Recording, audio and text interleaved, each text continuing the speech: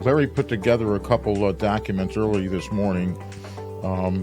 He reflects and he writes on areas that are meaningful and tries to explain in more detail what these things are, purity. So, Larry, go ahead and take us for. Yeah, sure. I just wanted to let people know that I start my day off early, and as being an early riser, I find myself in probably my most relaxed and meditative state at that point, so I try to take advantage of that. And one of the things that I've found myself delving into more and more is introspective writing at that time of day, and I've just tried to bleed out what's on my brain and my thoughts at that point, and helps me kind of get centered in the day. And leading up to today's segment that we wanted to do, I was thinking about some things, and one of the things that struck me was a recent conversation I had with my 98-year-old mother, Rita, and I wanted to kind of share a little bit that came out of that. So this is called Taking Responsibility in Your Life with Purity. During a recent conversation with my 98-year-old mother, I asked her about her Catholic education as a child. This opened a wonderful closet of memories as her face lit up and she told me all about the sisters who schooled her and her siblings. Her family had been through very hard times during the Depression, and the sisters knew it. My mother told me how she and several other children would follow normal school routines all throughout the week, but that on Friday afternoons at 2 p.m., all of the children whose families had paid full tuition would engage in art class projects. Since my mother's father was unable to pay entirely, she and other children like her would sit elsewhere and remain busy in their studies, just no money or materials for art projects because they had not paid. The kids knew the deal, and they were fine with it. The other kids didn't tease them about it because it was how things were, and they knew their family could be next to go hungry. My mother told me her father was not able to pay for her high school, so the sisters worked out payments for many students. Many of these debts were never paid by students, but my mother told me she worked and was finally able to pay off her high school. The look on her face 80 years later was priceless. It wasn't pride she was showing. It was quiet confidence in knowing she did the right thing. Something nobody can ever take away. I remember seeing that look on another person's face years ago. Dr. Jack Wilkie had grown up at Nipe Springs as a boy. He was schooled by the Sisters of the Precious Blood, and as a means of getting away from his books, he would go to serve Mass for the visiting priests and collect tips from some of the guests. This kid would serve up to 10 to 13 Masses a day sometimes, and the tips added up. Well, Jack grew into a teenager, and his parents moved to Cincinnati so Jack could go to high school. The school he wanted was a Catholic school and required tuition. All those quarters Jack earned serving Mass paid for his tuition, all 4 years. The look on his face when he told me this story during one of his many visits was that same look of quiet confidence my mother displayed. They knew they did the right thing by paying their way. These were acts of purity. What happened to take this sense of self-reliance and personal responsibility away from the how things were people and turned them into the but I deserve one too crowd we have today? Some may say we've evolved, but maybe not in a good way. During the great build-up after World War II, we began to create something our world economies had never experienced before: surplus. This surplus created an opportunity to lift people up by sharing the goods and services with those less fortunate. One of the problems with this situation is it helped foster a dependent society that many say is an answer to equity in our society. I'm sorry, but equity only exists in the cafeteria line when everybody gets the same mashed potatoes and green beans with their chicken fingers. You can't have the same outcomes in life with so many variables and the obvious disparities in people's work ethics. Be careful who does a surgery on you and your family. You want the best surgeon, not the one who was given the job because they ticked all the boxes. If you want that kind of service, move to Canada. In the meantime, pick up your bill and pay up, because purity matters. So that's my segment for today. The talking points and the lead-in is what has happened to this work ethic. And I'm not saying it's completely gone, because we discussed statistics the other day that showed that 47% of people in the United States are satisfied, but 53% are not. And the 47% who said they were satisfied had some form of religion in their life, or some sort of God-man perspective in relationship in that regard. But it seems that as this post is moving away, and that's less than it had been just 10 years ago. So the momentum is moving in a negative direction. So how is this consistently happening as one thing is going down, the other one is going up? That's a good question. And the satisfaction and the anxieties are up. These people in their 90s and all like that, remembering the hardships that they had, wasn't that long it ago. developed them. Like I always like to say, every knock is a boost. Every time you get, kicked in the ass, it's really a boost up, because you learn from something about the deprivation, having to work, builds character. Exactly. We all know it. These are fundamentals. And how about You can't, you can't have your ice cream until you've, had your, had one more bite, of your food or whatever. The kid is wanting the ice cream. He's wanting the reward. He knows he's going to get it. It's just a matter of how many more pieces of meat he has to eat. Is it a matter of laziness, or why is this idleness? Apparently, they're not satisfied being in an idle position. I don't know. There's so many ways to answer that would be correct. That's the problem, is that there's so many ways of trying to knock out some of these fallacies that are out there, that, like, people are entitled to things, because of something that happened years and years and years ago with great grandparents. I mean, it's hilarious to find people finding out who their true ancestors were.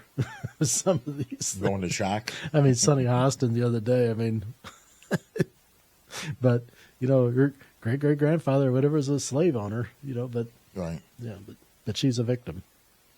So it's all about perception, how you're feeling yourself. But I think a lot of that's just crap. So we have to, get confident in our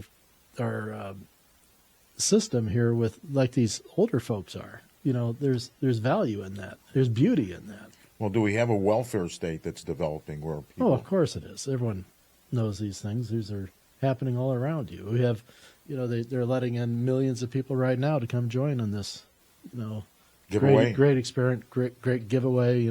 Greatest economy ever. I was caught by a set of statistics. I think it was out in, I don't know if it's Sacramento or San Francisco, but they talked about how they're defeating the homeless problem. How they in their cities. Well, what they did was they took the statistics from a year or two earlier and they compared them to today. Okay, and the numbers are down. Okay, but what they didn't report was the death statistics that happened in that same population of people over that same period of time. Yeah.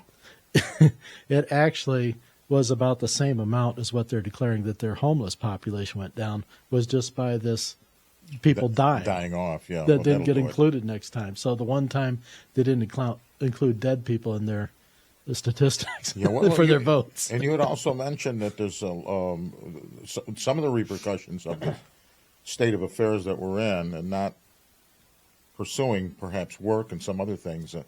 A high level of suicide. Suicide's way up, and they won't talk about that. Suicide's way up. a response to a life that seemingly has no future. Well, they feel, I'm tired of putting up with this. I can't compete. I'm never going to be good enough. People don't love me.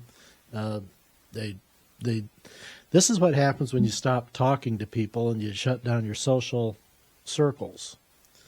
Let's talk about how families built this country. Families built this country and this world, sitting around campfires at night and having dinner together. Yeah. Not too long ago, really. It wasn't that long ago. My mother remembers getting electricity to the house. Yeah. That was a big thing. That was a big thing. They got a telephone. Came along the same time. 8 people shared the same line. So this excess that we enjoy in our country in terms of goods and services has not done us well? Well, of course it's done us well because it's kept prices, at an equilibrium or a point of value and satisfaction in the marketplace. And it's provided for people who, wouldn't have benefited from these things had there not been extra to give away or to provide.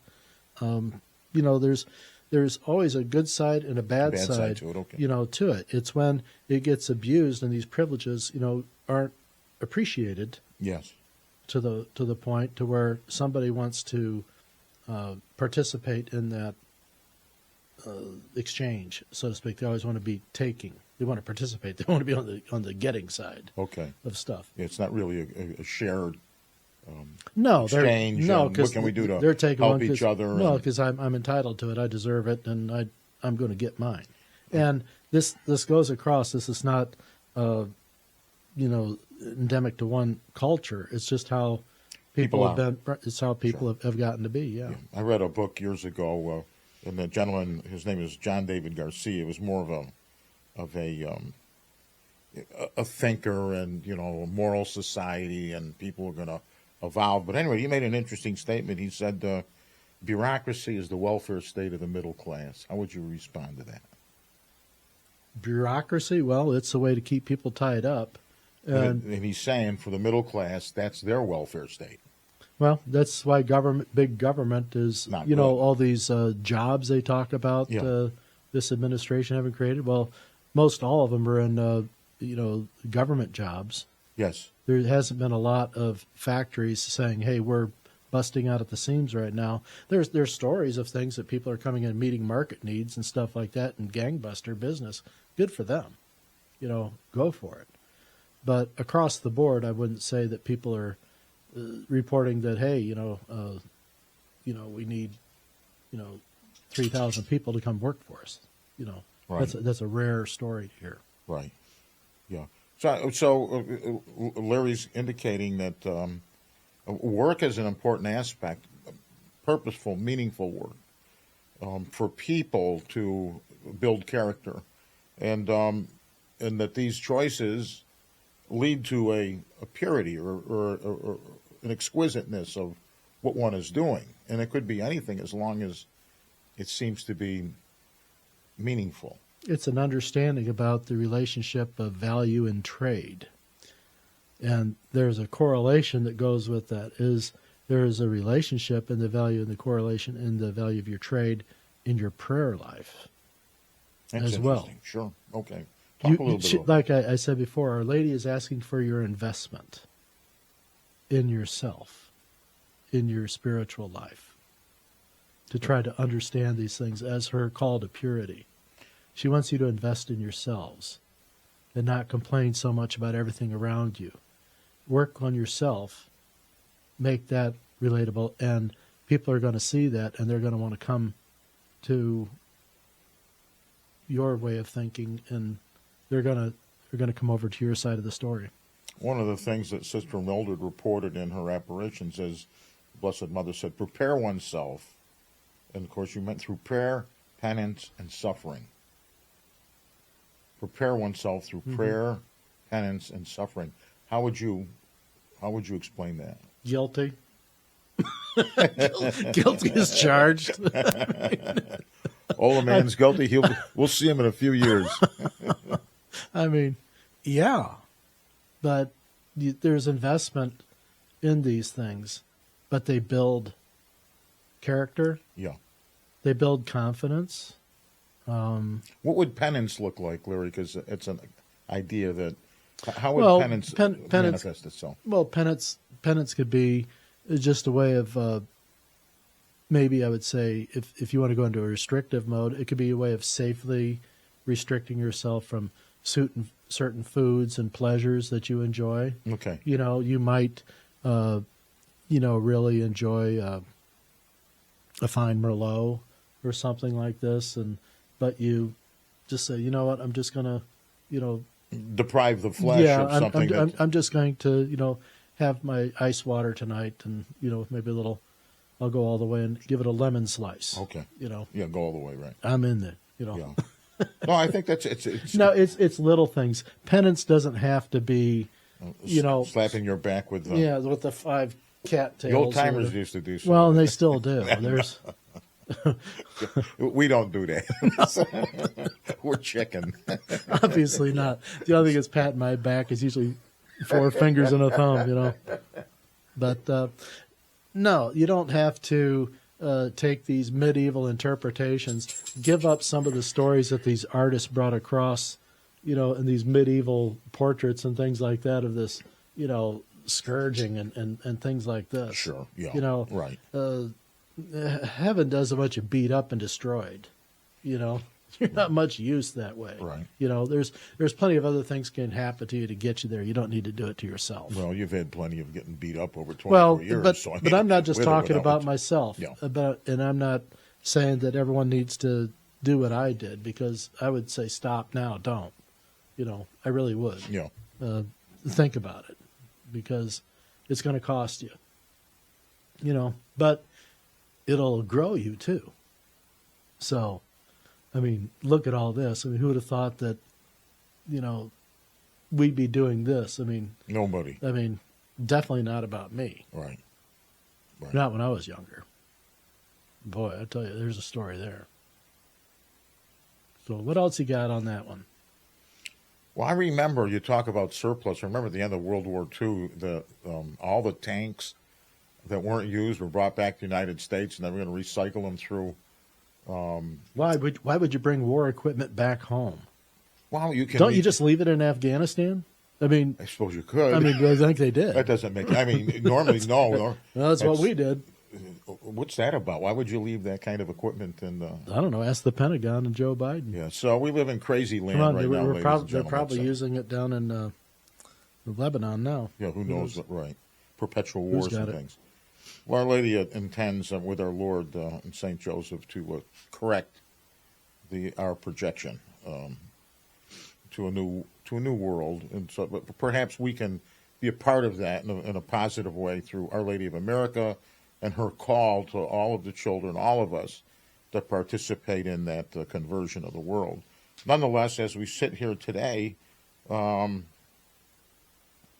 remember working in Fresno, California, with it was a not-for-profit organization called Self-Help Enterprises, and they had a barn raising concept where migrant farm workers would build 12, 14 houses. Yeah. And of course they were given support through plumbers and so on and so Sure. forth. And but the pride that these poor people felt in accomplishing building their homes was priceless. Yeah. These are bygone days and bygone expectations. It's a ready to serve world, next one up, come on in, come as you are, just make sure you vote the right way, with these plans and things that are going on. But it's developing an obviously complacent society, that can be quick to anger and can be flash mobbed just in a second. One tweet, one TikTok that goes crazy. All it takes is that. And that's the new way to generate the direction of the herd. Which is destructive. Well, it can be used. What the message is, it's on that point. Don't don't deny the effectiveness of the technology. Question, the message, and do your research. That's part of purity. Research your options. So go for things. The knowledge and the common sense. Right. Do your research on something when you're either buying something for your home. You know about the 3 ways you can spend money in life? Tell me. Okay. Well, econ studies, going back to my college days, some things stick and some things don't. Well, I had this one prof, he was talking about how there's 3 ways you can spend money in life. He says, you can spend money on yourself. And when you do that, say you're going out to buy, his thing was a stereo system. So you're going to go out and buy a new stereo for your home. If you're buying it for yourself, you're going to go out and you're going to research. You're going to measure the size of the room, see what speakers are going to be best for this and all this. You're going to use everything available to, if you're going to do an investment. So I'm talking about somebody who's making an investment. A long-term investment. Right. Somebody who's an audiophile wants, that satisfaction. So we're assuming that you're spending money for the potential outcome. So when you're spending money for yourself, you will deliberate and you'll be very, very cautious about it because you're spending your money on yourself. Sure. Okay. There's a second way you can spend money. You can spend your money on other people. Okay. And then when it comes down to that decision, it depends on the response you're trying to get. Okay. So if you're trying to just supply an immediate need, your friend needs a refrigerator. Okay. And he needs one now. So your immediate need is to go out and get him like the absolute best refrigerator, but getting something that's going to meet the immediate need that's going to do the job for him and his family, or if that's reasonable. The case. Okay, a reasonable response. And then you can spend other people's money on yourself. Okay, so there's actually 4 ways. I'm sorry. So you can spend other people's money on yourself, which is fun. Well, that's the old business account and stuff like that. And you're on the traveler allowance type of thing. So at that point, the sky's the limit. I'm going to go out, hey, I always buy a $120 bottle of wine. What's wrong with you? Just because they're inexpensive. Give me that Filet Mignon and that Dom Perignon, We're good to go. The cowboy says, give me that Dom Perignon. And, so it doesn't matter.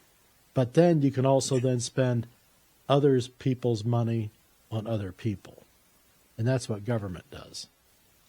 Yeah. Okay. And at that point, the person doing the buying really doesn't give a shit. Why? Because it's not their care or concern. They just got to deliver something, so they don't do all the details that they need to. They just file a report and say, that's good enough, and everyone upline pretty well receives it, and it just goes through the masher, and nobody really cares about the quality or the value on the exchange. Because it doesn't matter, because they're just going to go print more money. I'll get me another one. Yeah. That's how economy works. Hey. Well, but this is how the 4 thoughts of how you can spend sure. That's money. Certainly it propels people in direction.